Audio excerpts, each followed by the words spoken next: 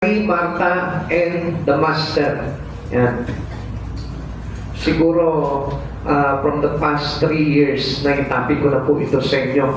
Kaya lang po minsan, pagka dumarating po yung pagkakataon na minsan po nawawala po tayo sa focus po pagdating sa Lord at nalilihis na po yung isipan po natin at espiritu po natin, kailangan po ito po yung pinakamagandang bagay na ipahayag po sa mga tao. Dahil ako naniniwala po ako na ang halaga po talaga ng pakikinig ng salita ng Panginoong Jesucristo ay malaking tagumpay na naibibigay po sa atin ito. Kaya mangyari po na tayo po mismo ay magkaroon tayo ng focus pagdating sa pakikinig ng salita ng Diyos. Mary, Martha, and the Master. The journey of Jesus. Ito po yung paglalakbay ng Jesus. Frequently took him to Bethany. Alam niyo, sa kanyang paglalakbay, lagi siya kung isang pinapadpad po palagi doon sa lugar ng Betania. Na kung saan, ito yung parang paborito niya rin lugar. Isa sa mga paborito niyang lugar na pinupuntahan. And this place is the home of Mary, Martha, and Lazarus. A place where Jesus felt at home. Kaya siguro lagi niya binabalikan po ito na kahit na anong paglalakbay po, dumadaan po siya dito. Dahil talagang dito niya po nararamdaman po talaga yung lugar na kung saan parang at least siya feeling peace talaga. Nandun po talaga yung kapayapaan. Nandun yung kumagay para magandang fellowship na nararanasan niya. Kaya this place is a great place for Jesus. Amen. Now, why Jesus loved Bethany? Tingnan po muna natin kung bakit niya po talagang inibig po talaga itong lugar ng Betania. Jesus loved Bethany primarily as a peaceful, welcoming retreat from the intense pressure and conflict of Jerusalem, offering rest, friendship, and deep devotion. So ilan lamang po yung parang ganyan yung nare-receive niya po doon sa lugar na yun po. Amen. Jerusalem, as the home of his dear friend Lazarus, Mary, and Martha, it provided a nurturing environment where he was valued, and it was also the site of significant miracles such as Lazarus' resurrection. Kumbaga parang dito yung isa sa napakagandang miracle na ginawa po ni Jesus. Yung binuhay niya po yung kanyang kaibigan na si Lazaro. So kaya nga po kuminsan, alam niyo po, dito pa lang makakakuha na po tayo ng idea, no? Kung ano po yung dapat na gawin po natin in our home, sa ating lugar, sa ating tahanan. Para na sa ganon, si Jesus po mismo ay malimit na pumunta sa lugar po natin. At yan po yung isang bagay na pangalaga po, na maging at least po sa atin ang Panginoong Jesucristo. Does Jesus feel at home in your house? Ito po yung tanong po sa atin, sa palagay niyo, sa inyo po bang mga tahanan, ay mararamdaman kaya ni Jesus na talagang at least po siya, feeling home po ba siya pag nasa inyo? Tingnan po natin mabuti po ito. Pero kung hindi pa po natutungtungan ng Panginoong Jesucristo yung inyong tahanan, medyo mag-isip po tayo. Dahil the best place for Jesus is the place of their friend. Amen. Kaya na kung kaibigan ka ni Jesus, dapat yung lugar mo, yung tahanan mo, lagi po napupuntahan ni Jesus yan. Paano kaya yung pastor? Siguro, minsan tatanong tayo, sigurado ko naman nagpupunta si Jesus. Di natin alam. Baka mamaya iniiwasan po yung tahanan mo ng Panginoon. So doon pa makikita na po natin, ano kaya itong lugar na ito kung bakit gustong-gustong pinupuntahan ni Jesus? Ano kaya meron doon sa lugar na yon? At yun din po yung tanong ng Panginoon, kung nararapat ba talagang yung tahanan mo ay puntahan ni Jesus o pahingahan ng ating Panginoong Jesucristo. Pag pumasok kaya si Jesus sa tahanan mo, mararamdaman niya kaya na feeling home siya? Mararamdaman niya kaya na atis siya, nakapamilya siya, na kumbaga parang welcome siya doon sa tahanan mo? Yun po yung napakagandang tanong na dapat itanong namin sa sarili po natin, na kung itong tahanan ko ay talagang welcome ba talaga si Jesus dito? Amen. The experience in Bethany that describe us all.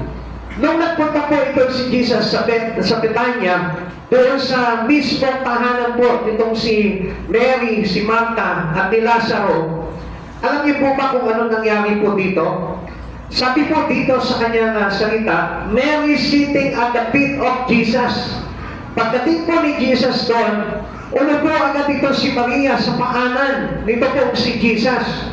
Meaning, he accept Jesus and humble himself into Jesus. Amen.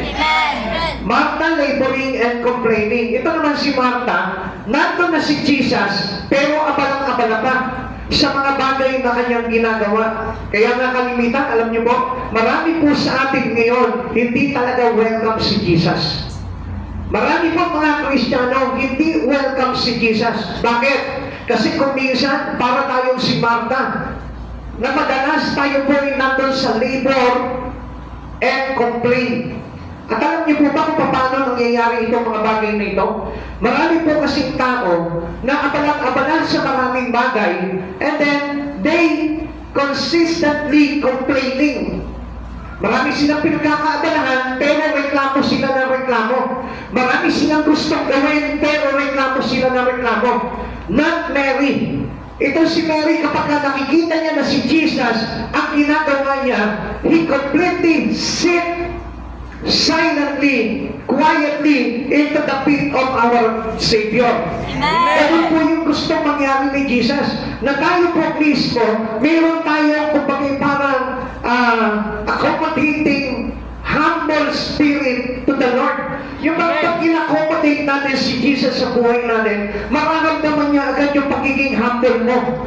At yun po yung ibig sabihin that Mary sitting on the feet of Jesus. Hindi na tayo basta nakikinig ng salita ng Diyos, kundi kapag ikaw umaatid ka, dumadalo ka ng gawain, you are sitting into the feet of Jesus. Kaya yung pakikinig talaga kay Jesus, hindi tayo nakaupo doon sa balikat ni Jesus, hindi tayo nakaupo sa ulunan ni Jesus, kundi nakaupo po tayo underneath the feet of Christ. Kaya naman tayo sa ilalim ng paanan ng ating Panginoong Jesucristo.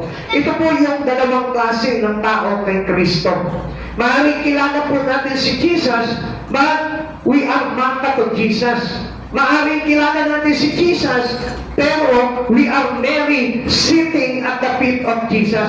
Yun po yung pinakamaganda po doon. Kaya yun po yung piliin po natin doon para na sa kalugdan ng Panginoon yung bawat pakikinig mo ng salita ng Diyos. Now, punta tayo kay Maria. Mary listening. Si Maria, kapag ka nandiyan na si Jesus, nakapokus na yung kanyang pagdinig, yung kanyang pakikinig kay Jesus. Hindi mo na siya maaabala pa doon sa mga bagay na yun, sapagkat pinili niya yung pinakamahalaga talaga para sa kanya, which is to hear and listen into the words of God. Lucas chapter 10 verse 39. May kapatid siyang si Maria na naupo sa may paanan ng Panginoon upang makinig sa kanyang itinuturo. Alam niyo po ba kay Maria, ang pinakamahalaga po kay Maria ay yung pakikinig ng salita ng Diyos. Hindi niya pinahalagahan yung ibang bagay, kundi yung pakikinig lang ng salita ng Diyos. Maaaring sabihin po natin, napakahalaga ng salita ng Diyos sa pang-araw-araw na ginagawa po dito si Maria. Unlike po dito kay Martha, mapapansin po natin parang binabaliwala niya lamang po. Although nandun na po si Christ, nandun na si Jesus, pero still, abala pa rin po siya doon sa ginagawa niya. At alam niyo po, mga kapatid sa Panginoon, masanay tayo ng katulad din po si Maria. Sapagkat ito si Maria, marami po siyang pinakita po dito kay Jesus. Not only to listen the words of God, not only focusing its ears, her heart into the Lord, but also, ano yung pinakita niya po dito? That Jesus is welcome to her. At talagang pagpapakita na ito, na talagang totoong wini-welcome niya sa buhay niya, ito si Jesus. Wala siyang pakialam sa anumang bagay. Basta pag dumating si Jesus sa buhay niya, iiwanan niya lahat ng mga bagay na ginagawa niya para lamang mabigyan niya ng panahon ang Panginoong Jesucristo sa buhay niya. At yun po yung mahalaga po dito. Mary sat at Jesus' feet and heard His word. Naupo po dito si Maria sa paanan po ni Jesus at nakinig po ng salita ng Diyos. The important place for every Christian. Ito po yung pinakamahalaga. Ngayon, nakaupo ka dyan. I tell you the truth, supposed to be dapat ang pagkakaupo mo dyan, hindi yung iniisip mo, nakaupo ako sa isang monoblock, nakaupo ako sa isang napakagandang upuan, nakaupo ako sa isang malambot na may kutsyon na upuan. Hindi dapat yun ang pumasok sa iyo, kundi ako ngayon nandito nakaupo sa paanan ni Jesucristo. Kaya nga, be watchful. Kapag nakikinig tayo ng salita ng Diyos, kailangan po ma-adapt natin yung pakikinig po ni Maria. Yung walang halong pagmamataas, walang halong pagmamalaki, walang halong na pagkadismaya, o ano man yung mga bagay na pagkalito na iniisip natin o kabalisahan. Dapat wala po yung bagay na yun, kundi ang nararamdaman lamang natin kay Jesus sa buhay po natin ay yung tayo'y nagpapakumbaba, nakaupo sa paanan niya at nakikinig ng salita ng Diyos. Alam din po ni Maria kung saan yung pinakamahalagang lugar para sa kanya. Ngayon, tatanungin kita, how about us here? Alam mo ba kung saan ang pinakamahalagang lugar mo? Dapat na malaman mo, ang pinakamahalagang lugar natin bilang tayong mga mananampalataya kay Kristo ay sa paanan ng ating Panginoon. Amen. Not in your house, not in your office, not on the place that you are relaxed, kundi ang tunay na talagang pinakamahalagang lugar dapat sa buhay ng isang Kristiyano is into the feet of Christ Jesus. Now, ano kaya ibig sabihin ito?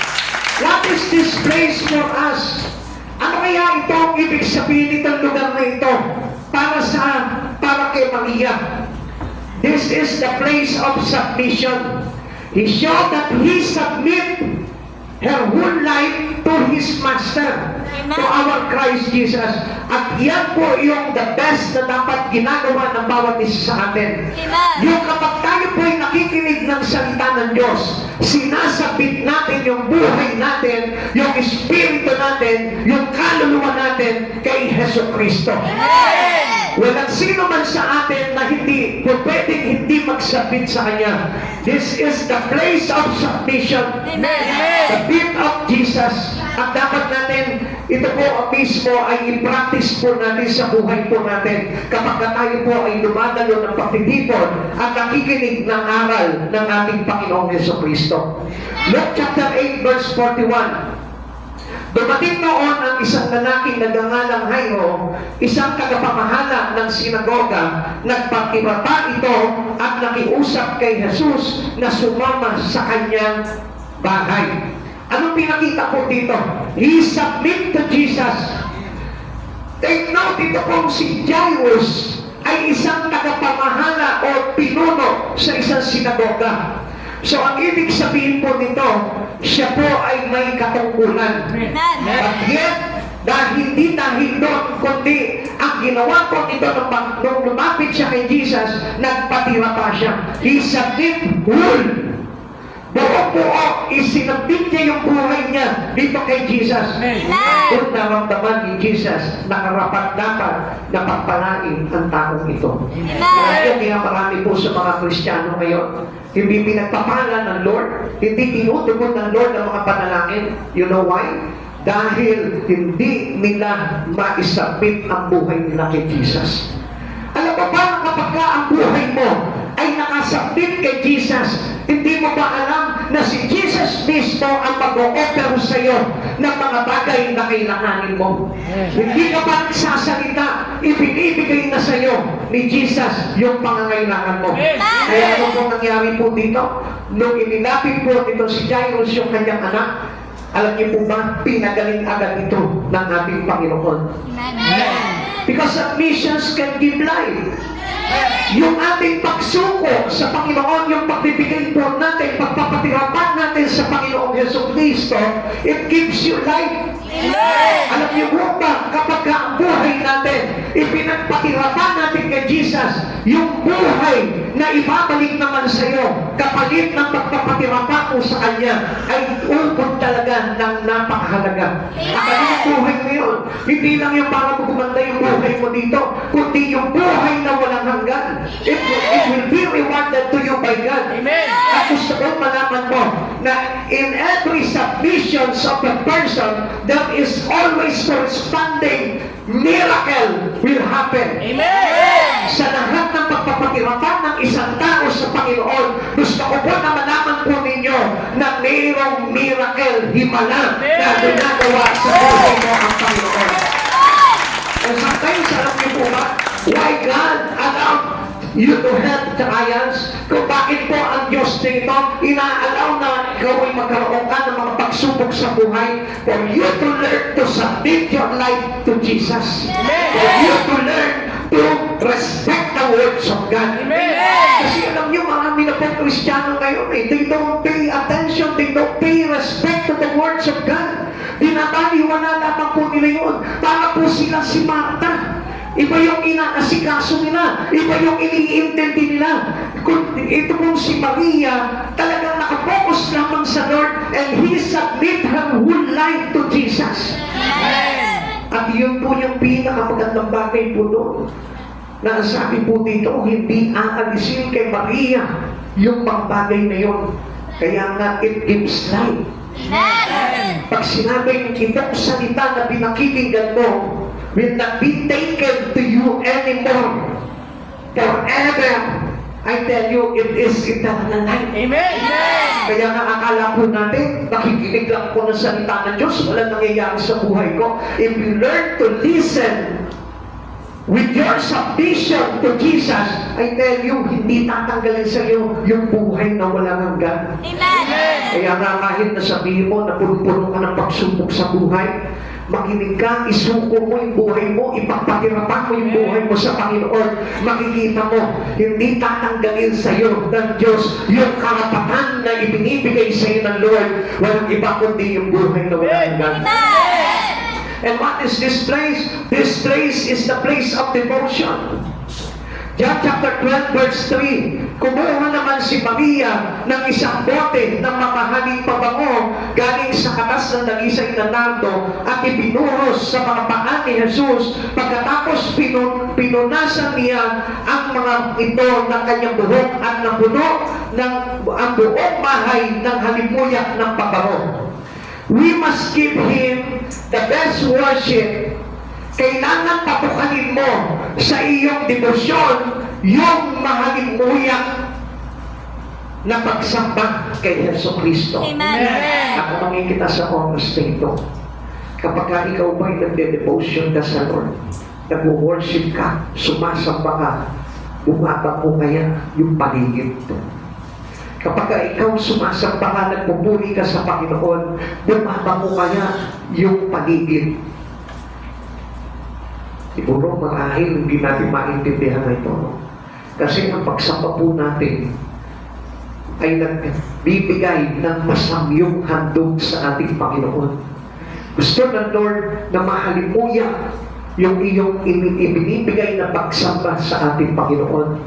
At gusto ko po na malaman po ninyo, kapag nandiyan na po si Jesus, doon po sumasarap, bumabanggong, at yung pong ating naging pagsamba sa Kanya ay para bagang nagkakaroon ng tinatawag na aroma of worship. Amen! Amen? Amen. Naka-amoy ka na nung aromatic smell ng isang coffee? Naka-amoy na po kayo doon? Amen. Sa Agapita siguro marami doon. Stella, marami siguro nung pag naamoy mo yung mga kape po doon talagang maaamoy mo na pagkasarap-sarap.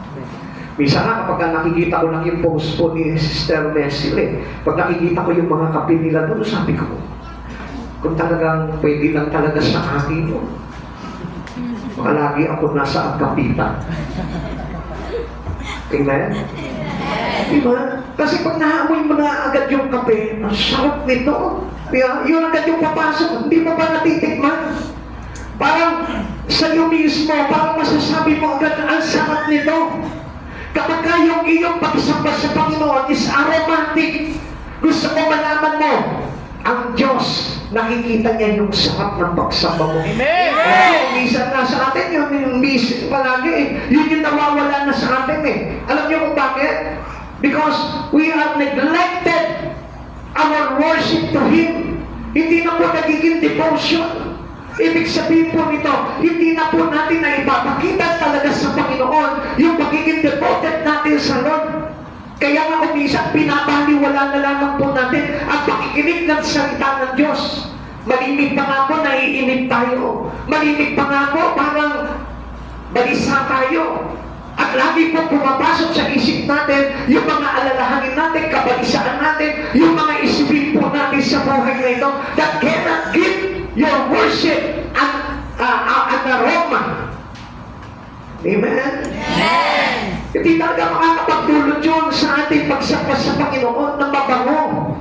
Kaya tatanungin kita, umabango ba ang lugar na ito kapag ka nag-worship ka? Hello? Para siguro sabi mo, ako nga hindi ko maramdaman palagi ano eh. Ano ba kung bakit? Marami po nagsasabi ng gano'n eh. Kung ako sa iyo, hindi na ako magsasabi ng, bakit hindi ko nararamdaman ang presensya ng Lord? You know why? And you know what is the problem about that? Ikaw. Amen. Dahil hindi mo na maibigyan ng masamyong handog ng iyong pagsamba si Jesus. Na kapag hindi mo nararamdaman yung presensya ng Diyos habang ikaw ay nakikinig ng salita, habang ikaw ay sumasamba sa Kanya, I tell you, the problem is you. Amen. Dahil pinawawalan mong bahala yung pagsamba mo sa Lord. Kaya nga alam nyo, huwag po tayo maglalakas ng loob na sabihin po yung, bakit hindi ko na nararamdaman yung presensya ng Lord? Bakit hindi ko na nararamdaman talaga na tumataas yung balahibo ko? Because walang ka-aroma yung pagsamba mo. It is not devoted to Jesus, but it was devoted to other things in you. Pag sinabi kasi devoted to Jesus, ibig sabihin niya nakaukol lahat kay Jesus yung mga bagay na yun. Kaya ingat po tayo dahil kailangan po talaga namin pagsamba po talaga yung ating pagsamba talaga ay mabangong ng Jesus. Amen. Alam niyo, tinatanggap lang naman talaga ng Panginoon na pagsamba yung talagang masamyo para sa Kanya. Kahit na yung mga handog natin, yung pag-awit natin, yung pagsayaw natin, kailangan po yan, masamyo po yan sa pangamoy ng ating Amen. Panginoon. Amen. Huwag na huwag po tayo na sasamba po tayo sa Panginoon nang wala man lang po katating-tating sa Panginoon. And number 3, the place of peace. Yung pong kanyang pag-upo ni Maria doon sa paanan po nitong si Jesus, it is the place of peace. Alam niyo po na kapag tayo po ay nakikinig ng salita ng Diyos, dapat nagkakaroon tayo ng kapayapaan.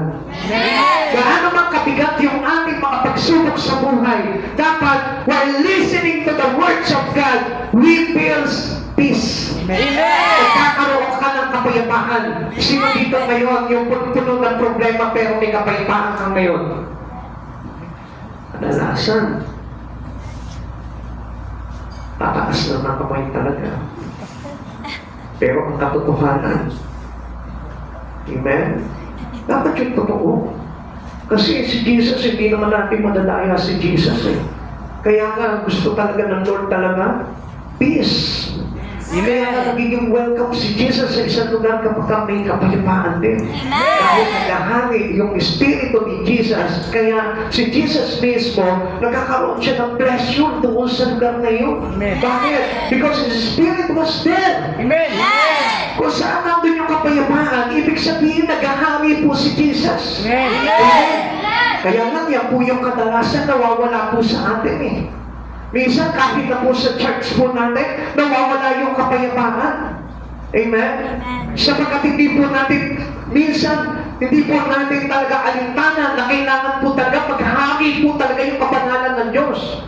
That's why the peace doesn't take place, the place of our church.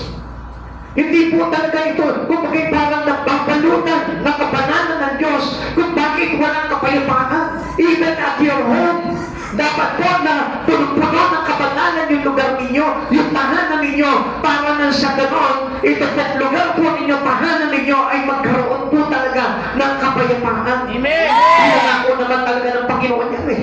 Kapayapaan ang hinihingi nyo, ibibigyan ko kayo ng kapayapaan. Sabi po ng Lord yan. Kaya nga, dapat nga po, tayo po mismo, ino-observe po natin, makinig kayo mga kapatid sa Panginoon. Madalas sa church, hindi na po ino-observe yung holiness ng Lord.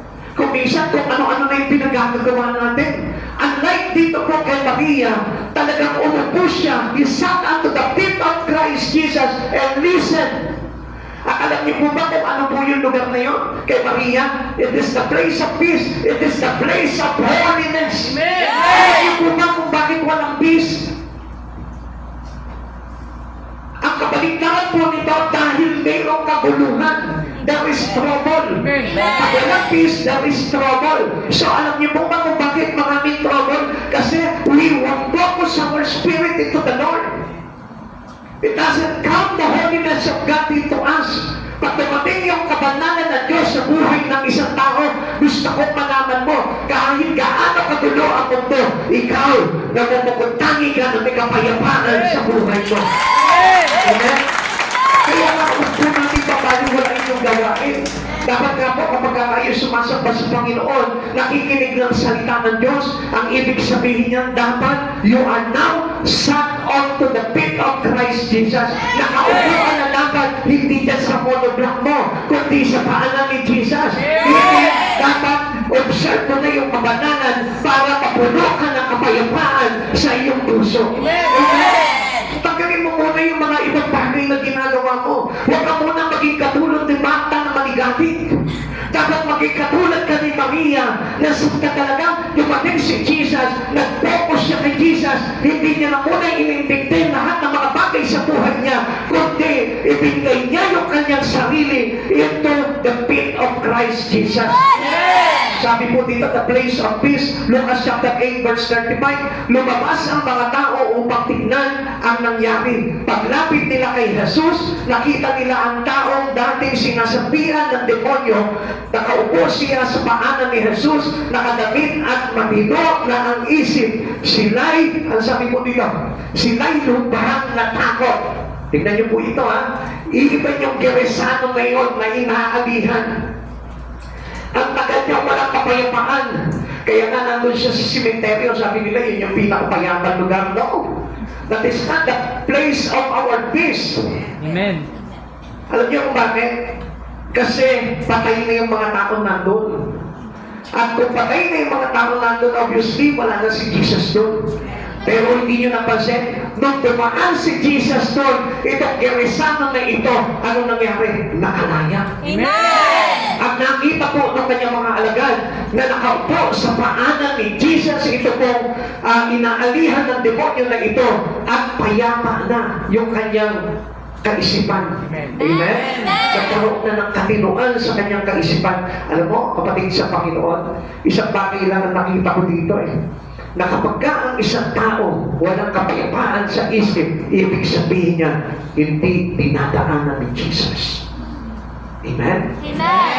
Kaya nga, pag wala po yung tamang pag-iisip natin na kapayapaan sa isipan natin, sa tahanan natin, sa buhay natin, ibig sabihin niya, wala si Jesus.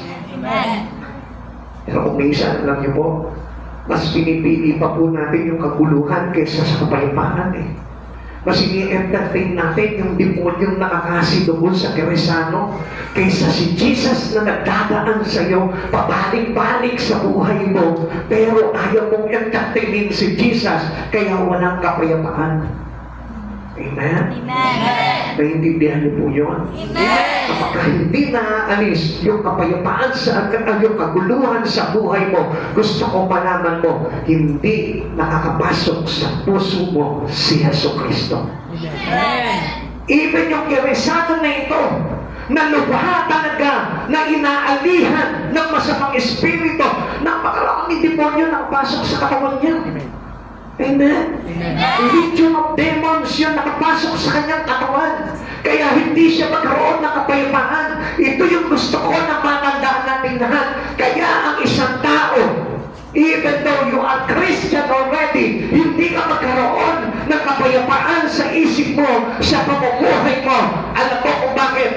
It is because of the absence of Jesus. Ayaw mong pahalagahan si Jesus sa buhay mo. O nagulat kayo, no? Akala nyo, porque nagsisimba na kayo, hindi na kayo nadadaanan ng demonyo. Pero gusto ko malaman mo, sabi ng Panginoon, kahit na nasa gitna ka ng kaguluhan, basta si Jesus ang kasama mo, you are at very peace. Amen. Nandun ka sa pinakamasarap na kapayapaan. Amen. At gusto ko po na malaman po ninyo, walang Kristiyano na talagang nagbigay ng panahon kay Kristo na hindi nakaranas ng kapayapaan. Amen. Kaya gusto ko na maimulat yung inyong mga isipan, yung inyong buhay bilang mga Kristiyano. Kahit na mabigat ang problema, dapat may kapayapaan ka. Kahit nandun ka sa pinakakawalan ng buhay mo, dapat may kapayapaan ka. Amen. If you are true Christian to Jesus, dapat alam mo na kapag ka mayroon kang Jesus sa buhay mo, anumang trouble, anumang yung mga pag-atake ng demonyo sa buhay mo, may kapayapaan ka pa rin taglay sa iyong puso. Amen? Because Christ can deliver us into evil. Na kapag ikaw natutunan mo na maupo doon sa paanan ng Jesus, meaning the very place or the great place that we ever had as a Christian, pag nalaman mo na ito'y pinakamahalaga talaga na lugar sa iyo, gusto kong malaman mo, even the evil one, even the devil, even the demons in your body will be cast out. Amen. Ganito po yun eh. Kasi alam niyo po, kung minsan, nawawala po kasi tayo kay Jesus eh. Mas ini-entertain natin yung mga bulong sa atin ng demonyo. Kaya hindi niyo po na napapansin, kahit naman kung minsan, kompleto ka na sa lahat ng bagay, pero bakit hindi ka pa rin magkaroon ng payapaan? Alam niyo kung bakit? Kasi hindi si Jesus yung binibigyan talaga natin ng halaga sa buhay natin. At alam niyo kung bakit po nangyayari yung mga bagay na yun? Kaya hindi tayo magkaroon ng peace. Gusto kasi natin, mas humihigit tayo kay Jesus kaysa doon tayo sa paanan ng Jesus. Amen. Ito po yung gusto ko na matandaan niyo po dito. Pag nandun ka sa paanan ni Jesus, kailanman, hindi ka magkakawalaw ng kaaway. Bakit? Because you are controlled by Jesus himself. Pag lumagpas ka kay Jesus, ito ang gusto ko tandaan nyo, hindi ka makokontrol ni Jesus. Bakit? Lumagpas ka eh. Sumobra ka. Hinigitan mo si Jesus. Kaya paano ka makokontrol ni Jesus? Ibig sabihin po nito, there is no peace kapag tayo po wala sa paanan ni Jesus. Amen. Kailangan na po makita po talaga sa atin dito. To have peace, you must humble and submit your life to Jesus.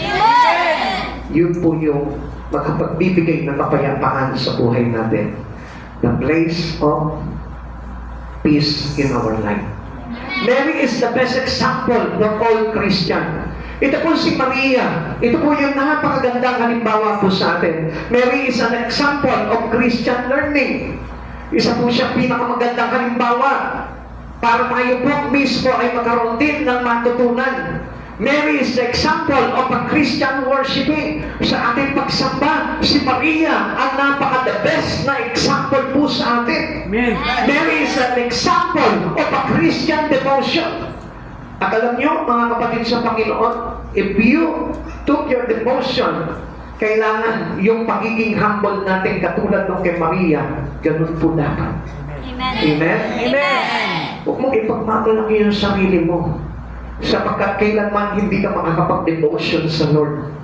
Devotion nga eh, meaning if you are devoted to Him. Amen? Ano natin kung minsan, devotion, o sige, magpaprayan madaling araw, ano po. Ibig sabihin, dapat maging devoted ka talaga sa Panginoon. Kahit na sabihin mo na mag-devotion ka morning, pero hindi naman ka-devoted yung buhay mo sa Panginoon, I tell you, it is nothing. Amen. Amen? Amen. Amen. Kaya nga ito po si Maria, ipinapakita po sa atin dito is a great example for us in learning, worshiping, and devotion. Ito po yung dapat natularan po natin sa buhay po natin. Huwag magpamalaki kay Jesus. Especially when you are inside of the church, inside the room, that you are listening to the Word. Dapat po hindi po tayo kumbaga parang aligadha palagi. We are focusing like Mary. Amen. Amen. Huwag tayo kumbaga parang magpapa-interrupt sa away. Amen. Kaya kung mapapansin natin, alam niyo, hindi tayo makakakuha talaga ng favor sa ating Panginoon kapag tayo po'y laging aligaga. Kapag pinapaliwala natin yung mga pagtitipon at pakikinig ng salita ng Diyos, hindi po talaga tayo magkakaroon ng favor into the Lord. Ang dami pang magagandang miracles na gustong gawin sa buhay po natin ng Panginoon. Kaya lang hindi mapangyari yun kasi hindi po natin binibigyan ng halaga ang pakikinig ng salita sa ating Panginoong Jesucristo. We must learn to sit at Jesus' feet and listen. Now, kapatid sa Panginoon, napakahalaga. Sabi ko nga po sa inyo, na kapag nakinig ka ng salita ng Diyos, dapat alam mo na nasa paanan ka ni Jesus. Amen. Amen? Amen. Amen? Amen. Hindi ba yung parang nasa balcony ka, tapos nandun lang sa ibaba si Jesus? What I mean here, parang nakikinig ka ng salita ng Diyos, pero ang taas-taas mo. Amen? So, ibig sabihin po niyan, wala ka sa paanan ni Jesus. At hindi yan yung tamang pakikinig. Without this, we will not grow. Kaya marami pong mga Kristiyano, nakita niyo po, hindi lumalago. Ang tatagal ng mga Kristiyano, pero wala pa rin pong spiritual growth. Without this, we will be overcome by temptation. Kaya nga, ang bilis po talaga na natutokso ng isang Kristiyano. Ang bilis po talaga na nadadaya ng kaaway. Why? Kasi nga, ayaw niyang ilagay yung kanyang sarili pagdating sa paanan ng Panginoon. Without this, we will become carnal. Kaya nga, carnality lang ang labas po natin po dito. We produce the spirit of carnality. Pag ano po tayo, yung hindi po tayo marunong magpahalaga, Christian. Gusto ko po na malaman nyo, tayo po lahat ng mga Kristiyano, pag hindi ka marunong magpahalaga sa mga bagay, lalo-lalo na sa pakikinig ng salita ng Diyos, binabaliwala mo lang yan at hindi mo talaga pinagpupukusan ng iyong espiritu ang salita ng Diyos. Alam niyo po ba kung anong ipoproduce mo lang sa sarili mo, sa buhay mo? Carnality. It will produce to you carnality, Christian and worldly. Kaya nga po, marami po mga Kristiyano, mix, halo. Kristiyano sila, pero worldly pa rin. Amen? Amen. Bakit? Kasi po, hindi nila maintindihan yung mga bagay na yun. Nawawala sa kanila yung halaga ng salita ng Diyos na dapat sana ay natututunan nila kung mayroon lamang po silang pagpapakumbaba sa Panginoong Jesucristo. Madali po matutunan ang salita ng Diyos kung tayo po mismo ay nakaupo at nagpapakumbaba sa paanan ng ating Panginoong Jesucristo. Kaya alam nyo, ang dami po mga Kristiyano, ang tatagal na po talaga, pero hindi pa rin po talaga lumalago yung espiritu po nila. Hindi pa rin po natututo. Nahahatak pa rin po sila ng way ng sanlibutan. Dahil nga po, pinaghahalo po nila at pinawalang halaga yung mga bagay kay Jesucristo. Ipuntang lang po tayo dito kay Marta. Kanina si Maria pinakita sa atin is her great example before Christ Jesus. Tignan naman po natin ito po si Marta. Marta laboring. Obviously, masipag ito si Marta. Sabihin mo sa katabi mo, alam ko masipag ka. Alam ko, masipag ka. Yan. Tingnan niyo po kung yung sipag niyo ay enough already para kalugdan ka ng Panginoong Jesucristo. Sabi po ng Lucas chapter 10 verse 40, si Marta naman ay abalang-abala sa paghahanda, kaya lumapit siya kay Jesus at nagsabi, Panginoon, baliwala po ba sa inyo na pinababayaan ako ng kapatid kong maghanda ng nag-iisa? Sabihin nga po ninyo siyang tulungan naman ako. Alam niyo, kung minsan, masipag nga tayo, gumagawa nga tayo, pero aligaga naman tayo at mareklamo. Amen? Amen? Amen. Makinig nga po, mareklamo. Mareklamo. Masipag ka nga sa gawain, mareklamo ka naman. Masipag ka nga sa trabaho, reklamo ka pa rin. Amen? Masipag ka nga sa negosyo, reklamador ka pa rin. Masipag ka sa pag-aaral, reklamador ka pa rin. Masipag ka sa bahay mo, reklamador ka pa rin. Masipag ka sa lahat ng mga bagay na ginagawa mo, reklamador ka pa rin. Kahit sa kasipagan sa pagkain, reklamador pa rin. Amen? Dapat hindi tayo nagre-reklamo. Kung magle-labor ka, mayroong isang bagay na mahalaga dyan na kailangan meron sangkap ang bawat labor mo. Amen. Amen. Amen. This is the one that miss into our labor. Minsan makikita mo naman talaga marami mga Kristiyano ang sisipag po talaga yan eh. Hayo ng hayo. Bible study, turo ng turo, preach ng preach. Pero ang problema po dito, yung labor nila, hindi nasasangkapan talaga ng mga bagay na kailangan talaga. At ano po yung nangyayari po dito? Sabi nga po dito, beware of the barrenness of business. Pag sinabi barrenness, saan ba tayo? Okay. Martha was covered about much serving. Nasobrahan nga po sa labor. Ano po? Kaya ito po yung pinag-iingatan natin. Beware of barrenness of business. Kaya nga po kung minsan, labor lang tayo ng labor. At ang nangyayari po sa atin, alam niyo po ba kung ano nangyayari? It is futility in God. Amen? It is futile. Gumagawa ka pero walang saysay. Amen. Amen. Wala sa Lord. Sumasamba ka, umaawit ka, nagpupuri ka, nagtatrabaho ka sa Panginoon, pero it is futile. Amen? Amen. Hello? Kapapin mo nga yung katabi mo. Sabi mo sa kanya, huwag kang gagawa. Huwag kang Ang walang saysay. Amen? Ulitin mo sa kanya. Huwag kang gagawa ng walang saysay. Amen. Sabi nga po dito, we must not be harsh with Martha. Na ibig sabihin nito, huwag kang maligalig, katulad ni Martha. Huwag kang laging aligaga, katulad ni Martha. Kung minsan nga, okay, ang galing-galing mo gumawa talaga, galing-galing mo sa lahat ng bagay talaga. Kaya lang naman po, alam niyo po, ang problema po dito, aligaga yung espiritu natin pagdating kay Jesus. Amen? Kaya tuloy, nawawalan ng saysay. Lahat ng pagpapagal natin, our labor is vain. It's supposed to be our labor in God is not in vain. Hindi sana masasayang lahat ng pagpapagal natin. Kaya lang alam niyo, kung minsan parang tayo si Martha, maligalig. Kaya masabi ng Panginoon sa kanya, Martha, Martha, naliligalig ka. Amen? Amen. Amen? Amen. Hello? Sabi po sa kanya, ngunit sinagot siya ng Panginoon, verse 41, Martha, Martha, naliligalig ka at abala-abala sa maraming bagay.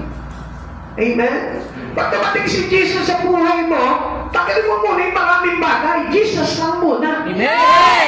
Higit Jesus along into you. Amen. Kung maraming kariban si Jesus sa buhay mo, kuminsan po kasi, gumagawa nga tayo sa Kanya, sa ating Panginoon, pero may mga kasabay. Ang dami natin sinasabay. Kaya tuloy, ang sabi ng Lord, aligaga ka. Maligalig ka. Sabi mo sa katabi mo, maligalig ka. Maligalig ka. Pag marami kang ginagawa sa buhay mo, especially when Jesus comes in front of you, maligalig ka. Amen? Amen. Naintindihan niyo? Alam mo, basta gumagawa lang tayo, ano mo? Kaya nga ito po si Martha, nasabihan tuloy ng Panginoon, maligalig ka, Martha. Amen? Eh siguro, akala niya, matakaw si Jesus. Kaya ang ginawa niya, pinagluto niya ng pinagluto. Eh hindi niya alam, hindi naman mahalaga kay Jesus yung pagkain ng laman. Ang mahalaga kay Jesus, yung pagkain ng kaluluwa. Amen. Amen? Amen. Naintindihan natin yun? Alam mo ba yun? Na ang mahalaga sa buhay mo ay yung pagkain ng kaluluwa kaysa sa pagkain ng mundong ito. Amen. Alam mo yun, ha? Sabi mo sa katabi mo, huwag kang maligalig. Huwag kang maligalig. As a Christians, we need to know our best prior in life. Kailangan alam mo kung ano yung priority mo. Amen. Amen. Kailangan alam mo kung ano yung dapat na unahin mo. Amen. Na pag dumating na si Jesus, dapat pay attention ka na sa Lord, umupo ka na sa paanan niya katulad ni Maria, at huwag kang maligalig katulad ni Martha. Amen. Amen. See what work without worship did to Martha. You labor but no worship. It is useless. Ulitin ko sa inyo, gumagawa ka man sa Panginoon, gumagawa ka man sa personal na bagay sa buhay mo, without worship, I tell you, it is nothing. Amen. Amen. Sayang lang. Alam niyo kung ano mangyayari doon? It causes her to be upset. Amen. Amen. Ano pa? It causes her to talk instead of listen. Nandiyan na ang Lord eh. Dagdag ka pa ng dagdag doon sa katabi mo. Chismis ka pa ng chismis sa katabi mo. Kung ano-ano pa yung kinukwento mo. Eh, nagwiwika na ang Panginoon, nagtuturo na ang Panginoon, hindi pa tayo makikinig. Amen. It causes her to be critical of her sister. O, tingnan niyo na. Kaya sa ating grupo dito, ang dami mga critical sa mga sister and brother natin dito eh. Amen. What does it mean? Yung para complainer ka ng mga kapatiran. Amen? Di na makasagot. Amen? Amen. Pastor, si ganito kasi. Pastor, si ganito kasi. Ang dami natin tinuturo. Pero yung sarili mo hindi maturo-turo. Eh samantalang ikaw naman talaga yung manigaling. Oo. Hello? Di na sila makapagano. Sabi nila, sumubra naman si Pastor, yung si Martha eh. Nung magagawa natin, si Lord mismo ang nagsabi sa kanya, Martha, maligalig ka. Amen? Kaya nga, gusto talaga ng Panginoon po sa atin, pagdating ka sa Kanya, kalimutan mo muna yung ibang bagay. Kaya hindi niya napapansin, ang dami mga Kristiyano ngayon, ang liligalig. Alam niyo bakit? Pastor, hindi ako pwede ngayon. Marami akong gagawin. Pastor, marami akong gagawin. Martha, naliligalig ka! Hello? Pastor, gusto ko naman po talagang gawin ito eh. Kaya lang, ang dami kong ginagawa eh. Martha! Maligalig ka talaga. Amen? Sabi ko sa katabi ko, huwag ka nang maligalig. Huwag ka nang maligalig. Nandiyan na si Lord, focus na. Pagdating sa Lord, focus na. Pastor, kasi maligalig ako eh. Amen? Ha? Sino din yung mga maligalig? Taas ang kamay. Ha? Wala? Tignan nyo, ngayon talaga mga nagsisinungaling pa kayo, ha? Nakikita ng Lord yan. Eh tayo nga yung maraming nagkakabalahan sa buhay eh. Pag-uwi mo lang ng bahay, nakita mo sa patero pa yung gagawin mo sa bahay mo eh. Oh. Galing ka na sa trabaho, pagod na sa trabaho, pag-uwi pa tayo, dami pa rin ginagawa. Kaya tuloy sa church, ginawang pahingahan. Maligalig ka, Martha? Meron ba Martha pangalan dito? Ha? Marto. Baka merong Marto. Mart. Ha? Martin. Ano ba yan? Paligaling talaga. Hello? Amen? Kaya nga, pag dumating na ang Panginoon sa buhay natin, when the words of God is coming through your way, manahimik ka na. Just focus yourself into Him and do not be Martha anymore to the front of Christ Jesus. Amen? It causes her to doubt the love of Christ. Pati tuloy si Lord eh. Ang sabi ni Martha, tingnan nga po natin, sabi niya gano'n, alala si Martha sapagkat kulang ang kanyang katawan sa paghahanda. Kaya lumapit siya kay Jesus at ang wika, Panginoon, sabihin nga po ninyo sa kapatid kong, tulungan naman ako. Ngunit sinagot siya ng Panginoon, Martha, maligalig ka. Minsan akala niya, si Jesus pinabayaan siya. Actually, alam niyo, kailanman, hindi naman tayo pinababayaan ng Lord eh. Kaya yan ang nangyayari sa atin dahil marami tayong kaaligagaan, kapisihan sa buhay natin kung minsan hindi na tayo matulungan ng Lord. It is barrenness. Amen? And beware of it. Kailangan tayo po magbantay tayo sa mga bagay na yun. Amen? Amen. It causes her to be discouraged. Lahat ng mga bagay na gagawin mo, yung sobrang labor mo without worship, I tell you, it costs to you discouragement. Amen? Amen. Kaya nga mahalaga yung worship ni Maria kaysa sa labor nitong si Martha. Uulitin ko po sa inyo, mas mahalaga ang worship ni Maria kaysa sa labor ni Martha. Amen. Gumawa ka man ng gumawa katulad ni Martha, kung wala kang worship na katulad ng kay Maria, walang saysay lahat ng ginagawa mo. Amen.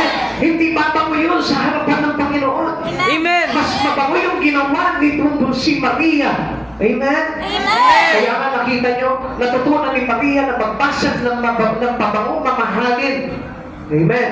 Bakit? Kasi alam niya na ito yung pinakamahalagang dapat gawin. Nakuha palagi ni Maria yung mga mahalagang bagay na pwede niyang gawin na ikalulugod ng kanyang Panginoon kaysa kay Martha. Amen? Nakapag tayo po mga Kristiyano, nakapokus tayo into worshiping our God at hindi tayo aligaga sa ibang bagay. I tell you, lahat ng mahalagang bagay na makapagbibigay kaluguran sa buhay mo para kay Jesus ay makukuha mo yun. Amen. Kaya nga marami mga Kristiyano, hindi na nila alam kung paano mabibigyan ng kaluguran ng Lord. Hello? Kaya kung minsan, alam nyo, lahat ng ginagawa natin, tugaan, lahat supply. Lahat wala. Lahat na babali wala. Lahat po yan, nagiging ganyan na lamang po. It costs to be upset. It costs her to talk instantation. It costs her to be critical to her sister. It costs her to doubt the love of Christ. It costs her to be discouraged without worship. Kaya mas mahalaga yung worship. Kaya mga kapatid sa Panginoon, pag gagawa ka sa Lord man o sa personal na buhay mo, kabit mo palagi ang worship. Amen. Ihihiwalay yan. Kundi maraming bagay na mawawala sa iyo. Tandaan mo, kapag ka pinahalagahan mo ang worship, pinahalagahan mo ang pakikinig ng salita ng Diyos, I tell you one thing, all the favor of Christ will be with you. Amen. Amen? Amen. Let's go to our Master. The Master's love. Lucas chapter 10 verse 41 to 42. Ngunit sinabi ng Panginoon sa kanyang Martha, Martha, nababalisa ka sa abala sa maraming bagay, ngunit iisa lamang ang kailangan. Pinili ni Maria ang mabuti at ito'y hindi aalisin sa kanya. It cannot be taken out to you. Why? Because it was already sealed to you by God. Amen. Si Jesus na yung nagsabi na pag sinabi ni Jesus na pinili niya yung mas mainam na bagay at ito'y hindi aalisin sa kanya, maniwala ka, kailanman walang sino man ang makapag-aalis sa iyo ng pag-ibig ni Jesus na yun na nagdudulot ng kaligtasan sa buhay mo. Amen. The words will remain forever. Sabi nga po ng Biblia, sabi nga po ng Mateo chapter 22 verse 25. Amen? Ang lahat ng bagay ay maglalaho, subalit ang kanyang salita kailanman hindi mawawala. Kaya nga, if you give your importance to the words of God, it cannot be taken out to you by anyone. Amen. Lahat, walang makakatuwa sa iyo, walang makakaagaw sa iyo, even the devil.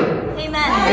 Amen. Even the legions of demon, hindi maaagaw sa iyan. Kaya tingnan niyo po ang nangyayari. Maraming mga Kristiyano, lagi po natutuliro, lagi silang problematic, lagi silang aligaga, lagi silang balisa, laging nawawala sa katinoan. You know why?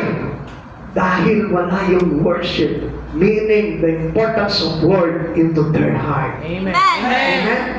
Kaya kapag may problema ka, worship God. Listening to the words of God, makikita mo makakasaot yung demonyo Amen. sa isipan ng tao, sa puso ng tao, at kailanman hindi po tayo maaalipin ng mga kaguluhan sa buhay po natin. Sabi ko nga po sa inyo na ang mga lingkod ng Diyos, kahit dumaan yan, kahit ang tapakan yan, ay mga leon, ahas na mapagsik, hindi ka maaano. Amen? Sapagkat ang Panginoon mismo ang mag-iingat sa atin. Amen. Kaya nga kapatid sa Panginoon, pagka may dumarating po sa ating kaguluhan sa buhay, always remember the Master's love. Amen. Amen. Amen? Tandaan mo, nakinig ka na ng salita ng Diyos eh. Kung pinahalagahan mo yung salita ng Diyos, the Master's love is always in your heart. Amen? Amen. Hindi madadaya ang puso. Even though sabi po ni Jeremiah, our heart is very deceived. Mandalaya ang puso po natin. Pero I tell you one thing, sabi ng Lord, all things shall pass, but my words remain forever. Yes. Kahit na dayain ka ng dayain po nitong kaaway, basta yung salita ng Diyos na nanatili sa buhay mo, hindi makagagalaw sa iyo ang kaaway. Amen. Sabi nga po dito, Martha, Martha, compared to other tender texts. Tingnan niyo po ha. Alam niyo, ang ganda po nito eh. Pag tinawag ka ni Jesus ng 2 beses, dapat ganito po yan. Una, listen, pag tinawag ni Jesus yung pangalan mo ng 2 beses, dapat 3 bagay ang gagawin mo. First is to listen. Second is to learn. And the third one is to love Jesus deeply. Amen. Naliman mo yung pag-ibig mo sa Lord. Minsan, ang lalim ng pag-ibig mo sa pera eh. Minsan, ang lalim ng pag-ibig mo sa ibang bagay. Pero kay Jesus, hindi tumatago sa puso. Pag tinawag yung pangalan mo ng 2 beses ni Jesus, unang-unang dapat na matutunan mo is to listen. Ipang-ikalawa, to learn. At ikatatlo, yung po, love Jesus deeply. Amen. Amen. Pakiulit nga po natin, pag tinawag ng Diyos ng 2 beses yung pangalan mo, unang-unang dapat na malaman mo. Listen. Ikalawa. Learn. Ikatlo. To love Jesus deeply. Okay, tingnan po natin, ang ganda po nito eh. Ano po ba ibig sabihin po nitong pagtawag ni Jesus ng 2 beses? Pero tatanungin muna kita, ilang beses na kayo tinawag ni Jesus yung pangalan mo? Baka hindi lang 2 beses. Baka mamaya 1 milyong beses ka nang tinatawag ni Jesus. Hindi ka pa nakikinig, hindi ka pa natututo. Wala pa pag-ibig na manalig kay Jesus. Ay naku, I tell you, magugulo ang buhay mo. Amen? Sabi nga po dito, Duterte, huwag mong subukan. Masisira ang buhay mo. Amen? O tignan po natin, bakit po ba tinatawag ng Lord ng 2 beses sa pangalan mo? In the Bible, when Jesus or God calls the name twice, such as Martha, Martha or Simon, Simon, it indicates an urgent need for attention. Ibalik mo na yung attention mo, aligaga kami.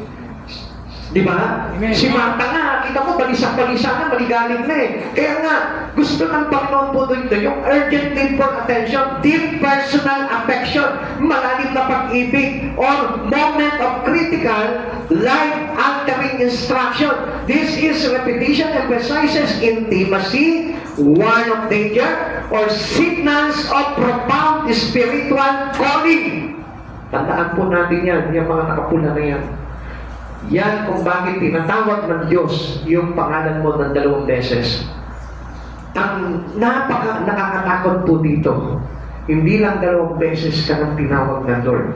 Kaya itong mga bagay na ito, medyo dapat magsilbi na sa ating paalala po yan. Amen. This repetition emphasizes intimacy. Kailangan na raw natin talaga ng malalim na ugnayan sa Panginoon. Once of danger, pinapaalalahanan tayo sa mga nakaambang panganib sa atin. Signals of profound spiritual calling. Ibig sabihin yan, may panawagan po talaga tayo sa Panginoon. Amen? Amen. Amen? Tanungin mo yung katabi mo, ilang libong beses ka nang tinawag ng Lord? Ilang libong beses ka nang tinawag ng Lord. Amen? Kaya nga dapat, tingnan po natin, okay, tingnan natin kay Simon, ano po? Simon, when attacked by Satan. Tingnan, 2 beses din siya tinawag. Lucas 22 verse 31. Simon, makinig ka. Hiniling ni Satanas na subukin kayo tulad ng ginagawa ng magsasaka na inihihiwalay ang iba sa mga trigo. Alam niyo kung ano po ang ibig sabihin dito? Jesus wanted not to separate us from Him. Amen. Kaya pala tinatawag ng 2 beses ng Lord kasi mawawalay ka na sa Kanya. Amen? Malalayo na yung iyong buhay sa Kanya. Napapaniwala ka na. Patungo ka na sa Kaya ito po yung tinatawag tayo ng Panginoon. Amen. Amen. It is the call of warning. Kaya makinig po tayo. Matuto tayo makinig sa Panginoon. Tingnan po natin ang ibig sabihin naman po dito. Ano po?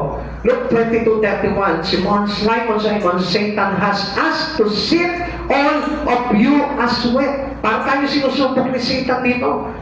Kumbaga humingi siya ng permiso dito sa Panginoon para subukin po tayo. Means that Satan requested permission from God to spiritually test and shake the faith of Peter and the disciple. Yung minsan, inakalaw po ng Lord yun, nasubukin na pasubukan po tayo ni Satan. Similar to Job, the enemy seek to violently break down believers aiming to expose weaknesses and ruin their faith, but Jesus intervened, ensuring ultimate spiritual protection and restoration. Magpasalamat ka sa Diyos. Amen. Dahil itong ating Panginoon, hindi tayo pinababayaan. Nandun yung spiritual protection niya at restoration niya kapag ka tayo'y inaatake ng kaaway. Amen. Kaya mapahintulutan mo yung tinatawag na Jesus intervention. Yung pakialaman ng Diyos yung buhay mo. Amen? Amen. Huwag kang papayag na hindi pinapakialaman ng Diyos yung buhay mo. Kung minsan tayo, tumatanggi tayo, Lord, what? Lord, ayaw ko. Lord, ito lang gusto ko. Ayaw natin ang pakialaman ng Diyos yung buhay natin. Pero ang hindi natin alam dito, sa ganong pagkakataon pala, tayo iniingatan at binubuo muli ng Panginoong Hesukristo. Amen. Tandaan nyo, si Satan lagi pong handa na atakihin tayong mga Kristiyano. Okay, punta naman po tayo dito kay Saul. Ito kay Pablo. Sabi niya, Saul, Saul, on the road to Damascus, Gawa chapter 9 verse 4, natumba siya sa lupa at narinig niya ang isang tinig na nagsasabi, Saulo, Saulo, bakit ako inuusig? Bakit mo ako inuusig? No, baka mamaya, kaya ka tinatawag ng Panginoon, baka inuusig mo na rin ang Lord. Amen. Sino po dito yung nakakarinig? Na baka mamaya, naglalakad ka, parang may tumawag sa aking pangalan. 2 beses. Amen? O kaya naman sa panaginip, panaginip ako, tinatawag ako ng Lord 2 beses. O kaya naman parang sa ihip ng hangin, bakit may bumulong sa akin 2 beses pangalan ko? Hello? Tignan mo mabuti. Baka mamaya, isa ka na sa uusig sa Panginoon at ayaw ng Lord na maging tagapag-usig ka, kundi gusto ng Lord na maging tagapaglingkod ka. Amen. Alam nyo, minsan, kung paano nangyayari yun, minsan ang tao ayaw paglingkuran ng Lord at hindi natin alam sa lagi natin pagtanggi sa paglilingkod sa Panginoon, sa panawagan ng paglilingkod sa Panginoon, inuusig na natin ang Panginoon. Amen? Naku, ganun pala yun. Dami mga namang lalaki mata. Pero yun ang katotohanan. Kaya dumating at tinanong po ito si Pablo doon sa road of Damascus dahil pinaalalahanan siya ni Jesus. Huwag mo akong usigin. Paglingkuran mo ko. Yun yung panawagan ng Panginoon kung bakit tinatawag niya yung pangalan mo. Thou art careful and troubled, sabi niya po kay Marta. Marta, Marta, nababalisa ka at abalang-abala sa maraming bagay. Habang abala tayo sa maraming bagay, hindi natin maramdaman yung tinatawag ng Master's Love. Hello? Uulitin ko po sa inyo. Habang tayo po ay abala-abala sa maraming bagay, hindi natin mararamdaman kailanman yung tinatawag ng Master's Love. Kaya nga sabi niya po dito kay Marta, Marta, nababalisya ka at abalang-abala ka sa maraming bagay. Alam ni Jesus yung kaabalahan natin. Thou art careful and troubled. Christ looks within and sees the trouble of heart. Nakikita niya kung ano yung kaguluhan sa buhay mo. Nakikita niya kung bakit ka aligaga ngayon. Nakikita niya kung bakit parang hindi ka makapag-focus sa words of God. Nakikita niya kung bakit hindi ka nakakapakinig ng salita ng Diyos. Nakikita niya kung bakit parang binabaliwala mo yung salita ng Diyos na nagsasabi sa iyo na ito'y hindi aalisin sa iyo. Amen? Amen. Makikita ng Lord yung kung mayroong ang tinatawag na troubled heart. He knows all about our cares. Alam niya kung ano yung mga bagay na alalahanin ng tao. Kaya nga kapag may alalahanin na ng tao, gusto ng Lord na ito, alam mo kung ano?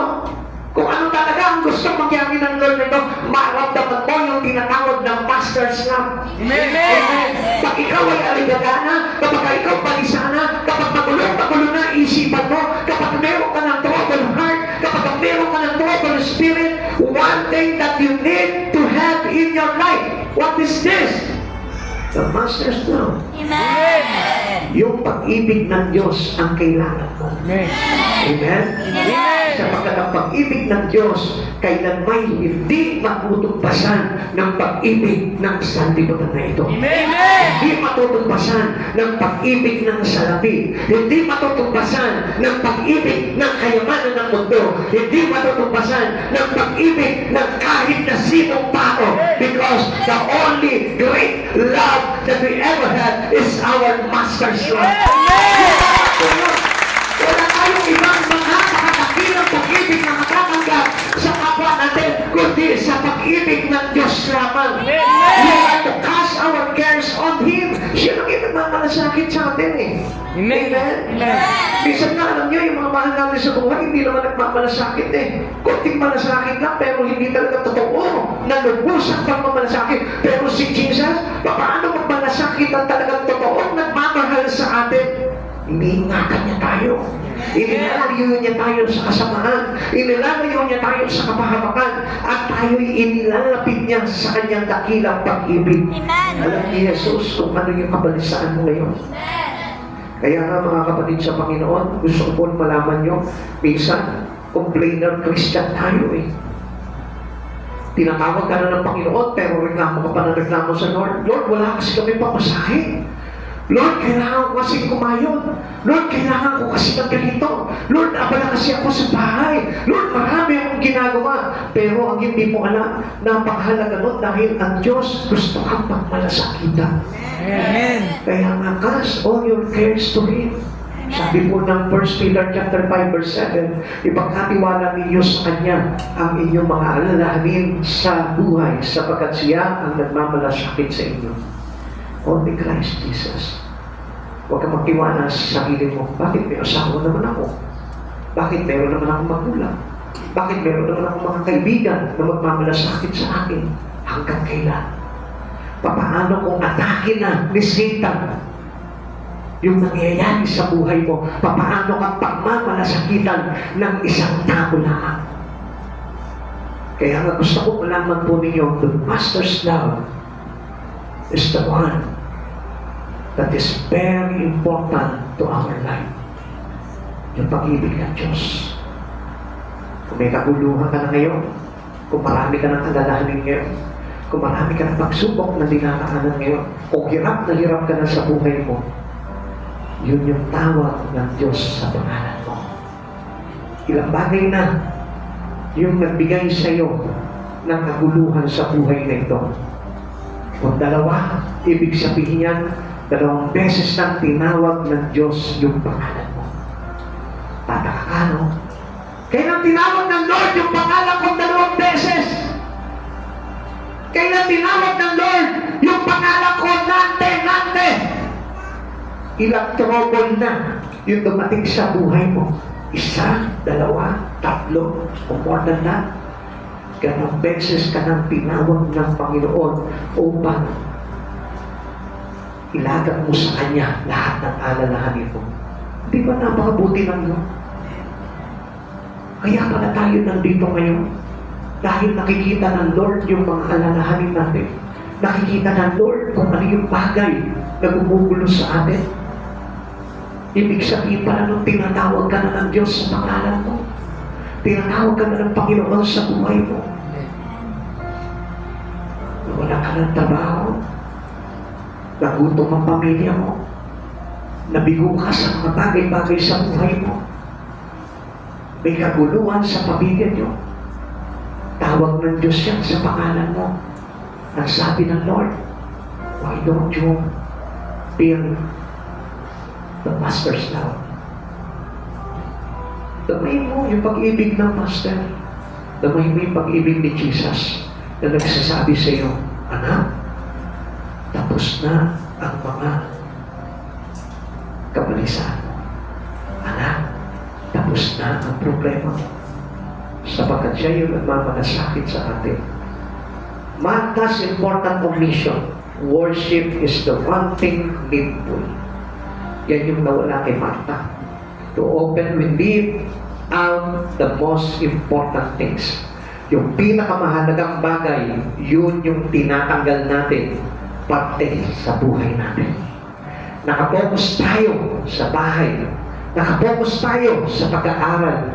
Nakapokus tayo sa trabaho. Nakapokus tayo sa mga mahal natin sa buhay. Nakapokus tayo sa mga bagay sa mundong ito. But we often leave out the most important things in our life. It is the love of our Master. Kapatid, ganito yan. Marami kang mga bagay na ginagawa sa buhay mo. Labor must be balanced by listening to Jesus. Marami kang ginagawa, pero huwag mong kakalimutan ang pakikinig ng tinig at salita ng ating Panginoon. Marami kang ginagawa, huwag mong kakalimutan yung worship mo sa Lord. Marami kang kaguluhan, huwag mong kakalimutan yung worship sa Lord. Pagkatalayo, huwag mong iiwan ang Diyos. Huwag mong iiwan yung pagsama mo. Huwag mong iiwan yung bagay na ginagawa mo sa Lord. Dahil pinatawag ka na sa pangalan mo ng Panginoon at sinasabi sa iyo, Martha, Martha, huwag kang maligalig. Huwag ka nang mabalisa. Because the Master's love is coming into your life. Bible natin si tayo. Ang Panginoon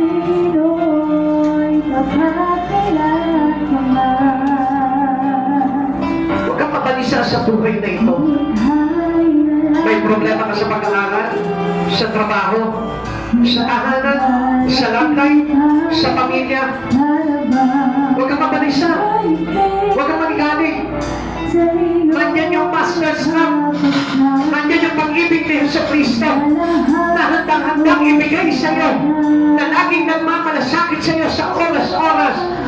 And sometimes God allow it na mangyari sa iyo yan sapagkat tinatawag niya ang pangalan mo, hindi para sumuko, kundi para tumugon sa panawagan niya. Amen?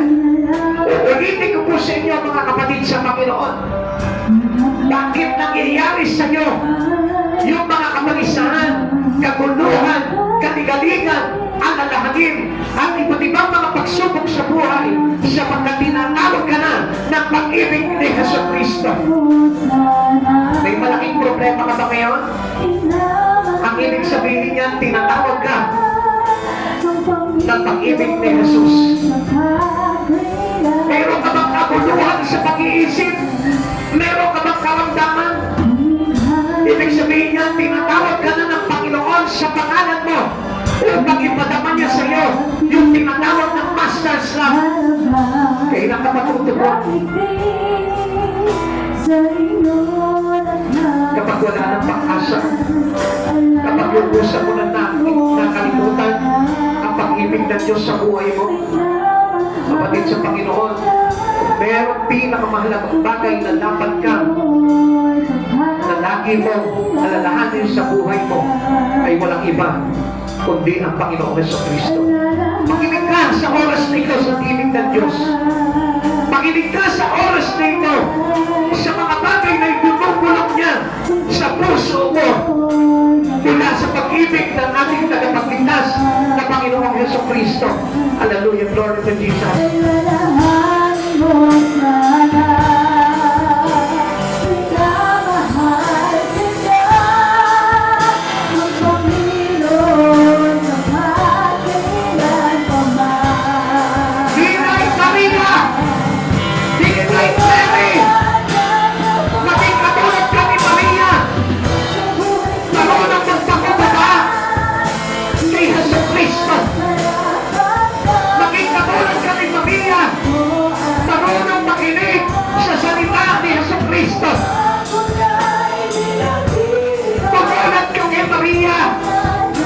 Pinakalagahan si Jesucristo sa buhay niya. Hallelujah, glory to Jesus.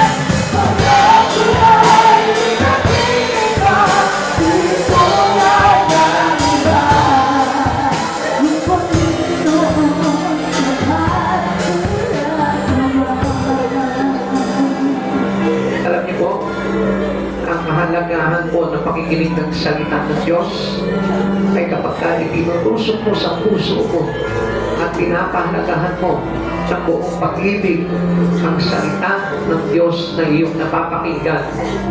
Ito yung magiging kaagapay natin. Ito yung magpapatibay sa atin. Ito yung magbibigay ng buhay sa atin na kailan may hindi aalisin sa mga taong nagpapahalaga sa salita niya. Kapatid, alam mo po ba na ang Lord is willing to give us reward? Kaya lang kung isa yung mga labor natin ay hindi nasasangkapan ng ating pagsamba sa Kanya. Sangkapan mo ang buhay mo ng salita ng Diyos. Ikapit mo ang buhay mo sa salita ng Diyos. Sapagkat ito yung matibay na sandigan ng bawat mananampalataya.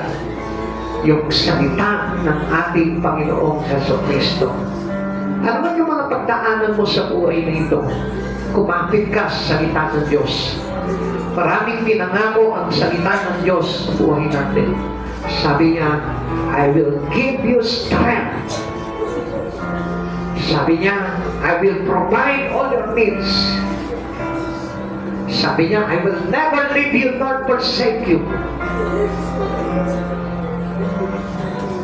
Walang mahirap sa buhay nito kung ang buhay ng isang tao ay nasasangkapan ng salita ng ating Panginoong Jesucristo.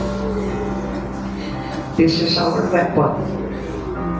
Ito yung ating sandata, pamuksa sa anumang mga naglalagablag na palaso ng kaaway. At sa oras nito, kapatid, gusto ko na malaman mo, habang nakapakikinig ka ng salita ng Diyos, ito ang nagpapatunay na mahal ka ng ating Panginoong Jesucristo. At sa sandali na wala ka nang marinig na salita ng Diyos sa buhay mo, doon ka maligalig, sapagkat nakakatakot ang buhay ng isang tao na hindi na nakakarinig ng salita ng ating Panginoong Jesucristo. Because the Word of God is life. Because the Word of God is Jesus. The Word of God is giving us life. It is our access to enter the kingdom of our Jesus. He is the way, the truth, and the life. Kaya sa oras nito, kapatid, humble yourself into the words of Jesus. Baba mo ng todo yung buhay mo sa pakikinig ng salita ng Diyos. At makikita mo, papalain ka ng Lord sa lahat ng bagay na gagawin mo, sa trabaho, sa kapag mo ng salita, at magpuri ka sa Kanya, sa pag-aaral, sa pamilya, sa lahat ng bagay, sa kapag mo ng iyong worship sa ating Panginoon. Sa oras na ito, pinagpapala ka ng ating Panginoong Jesucristo. Tayo po lahat, magsitayo tayo at manalangin tayo sa ating Panginoon. Ama naming Diyos, nagpapasalamat po kami sa kalakasan na nagmumula sa iyong salita, O Lord. Yun lamang po pala, Panginoon, ang kulang sa buhay po ng bawat isa sa aming mananampalataya at maging sa buhay ng lahat ng mga tao sa sanlibutan. Ang salita mo, Panginoon, nagbibigay sa amin ng kasagutan upang mapagtagumpayan namin, Panginoon, ang mga laban po namin sa sanlibutan ito. Maraming salamat, dakilang Diyos, na nagpapaalala sa amin at nagbibigay sa amin ng mga mensaheng ito, O Lord, upang kami maging matatag, maging ligtas, at pagdating ng araw ay mapabilang sa paghahari mo. Panginoong Yesus, maraming salamat po. At sa oras na ito, Lord, isinasapit namin sa iyo ang aming buhay sa pamamagitan ng iyong salita. Panginoon, kami lahat ay nagpapatira pa sa iyo at sinasamba ka bilang aming Diyos sa Panginoon na aming tagapagligtas magpakailanman sa buhay na ito. Maraming salamat po, Panginoon, sa buhay ni Martha at Maria. At higit sa lahat, sa iyo, aming Panginoong Diyos, na nagbigay sa amin, Panginoon, ng kalakasan sa lahat ng mga bagay nito sa pamamagitan ng iyong banal na salita.